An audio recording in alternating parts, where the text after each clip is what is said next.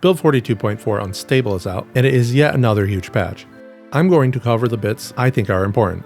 As always, if I missed something you thought was important, put it down in the comments. You can do proper full rotation and placement of items for decoration purposes now, and you can carve a baseball bat at level 9 carving. You will have to learn the recipe for it. Constructing tiles like walls and furniture have had their XP changed. They stated 10 base XP per level of skill requirement. It's 2.5 XP per level if you do not have a level 1 skill bonus. Yes, starting at 0 in a skill is a negative experience multiplier. That does mean the meta ways to level carpentry have completely changed. Tainted water is very dangerous again. This resulted from a mix of changes over a couple patches. Wells and even the new water pumps are tainted, so watch out for that. Particularly, the pump doesn't warn you that it's tainted and has already ended a fair few survivors. For some reason, you only drink half of the required water when you do a right-click drinking action. Just be aware you have to drink straight from a sink several times to actually fill up. You can no longer infinitely chop trees with a stone axe. Metal axes used to not take damage as long as you kept them sharp. They now take damage as well. Bandit and survivor zombies had their loot nerfed a bit. They are still loot pinatas, just not as good as before. Shotguns use the same aiming system as the other guns. You can now rely on your aim point over the zombie rather than where the barrel is pointing. This means you can aim down at crawlers. Beware, mods that change the male body model can break aiming. There's also a problem with aiming beyond the 3rd floor. Sledgehammers can spawn in appropriate trunks. Lots of controller support stuff. The support isn't complete, so don't expect everything to be perfect. There's 3 new traits, one for masonry, one for pottery and glassmaking, and a 3rd research related one. They added research progression for metal armor and mini tools. Metalworking in general feels great with this mechanic. The XP gains from researching were removed. Rain collectors will now fill during rain when the player is away. Animals will try to drink from water tiles like the river and ponds if it's in their zone. The zone UI should show if water is inside of it. Animals are also better at eating grass near them. And you can finally find raccoons frolicking about.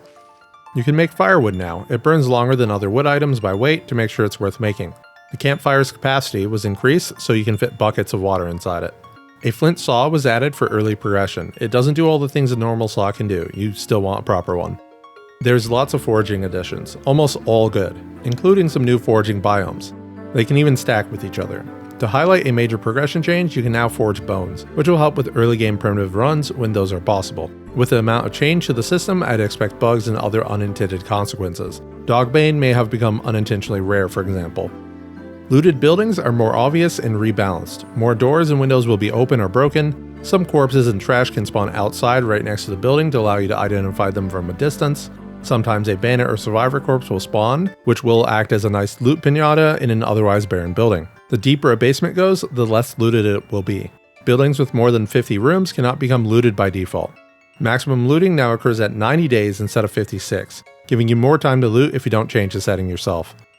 A bunch of weapons received rebalances. I'll call out the ones I think people are using. Welded scrap weapons lost durability and had their damage and crits slightly reduced. These are supposed to be crappy weapons in comparison to the blacksmith weapons. Some of the recipes had their level requirements increase, so they aren't all unlocked early. The wooden spade received a nerf because it was too similar to the normal spade.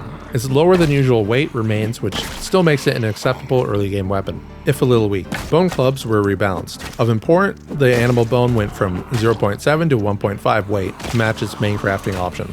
At 0.7 weight, it was a meta weapon for leveling short blunt early game, usually acquired in mass via rabbit vs car interactions. The carved short bat received a tiny nerf to its minimum damage and requires level 7 carving to make. You need to learn the recipe now, although it's not that hard to acquire. The stone maul and large stone axe were nerfed due to community feedback as meta weapons.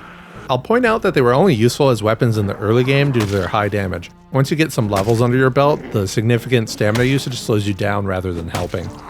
As usual, the rest of the fixes and changes, while important, are things you would naturally assume to occur, so I did not include them. Have a great day.